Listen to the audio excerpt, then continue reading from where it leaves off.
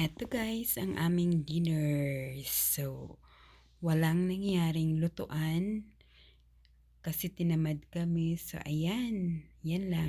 Yan guys, etong bread na to ay, ang pangalan niya is ciabatta.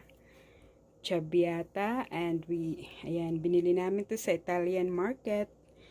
So, sobrang laki. Hindi naman namin to kayang ubusin. So, hatiin namin, siguro half lang ang kaya namin maubos. So, ayan naman yung cheese.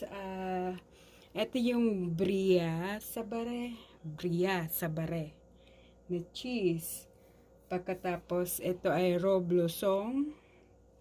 Ito naman ay, yan, si borso. Ito naman is gongonzola. Ayan. Ang pangalan niya is gongonzola.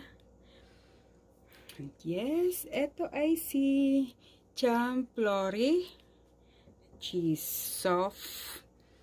Soft siya. Ayan. Ito. Medyo hard. Ito. Hard din ng konti. So, ayan. And ito din ang aming salad. So, yan. Ang salad namin ay, yan. Ito ay avocado, tomato. Ito naman ay artichokes. Marinated artichokes. Hearts artichokes. So, ito naman is marinated na hot eggplant. So, this is hot. Maanghang na eggplant. So, marinated din po siya. And, ayan. Meron din ditong anchovies. Anchovies ay yung preserved din na, na fish. Maliit na fish. Parang, ang akala ko nga yan is dilis. Pero parang iba din. So, yan, marinated siya na, I mean, preserved na fish, ang anchovies. And, ito din ay, ang sauce na ginamit namin ay, yan, balsamic vinegar, olive oil, meron din siyang pesto, meron din siyang salt, and then pepper. Yan. Salt and pepper. Yan. And then, we also add we sprinkle. Yan. Sprinkle pala. Sprinkle na parsley. Chopped parsley. So, look at this guys.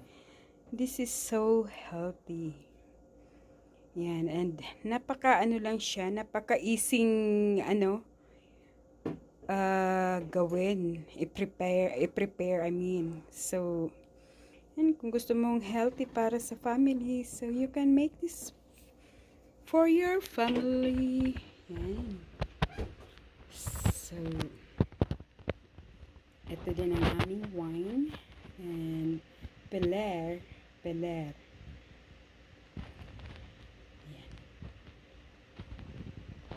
So, ayan guys, kakain tayo ngayon.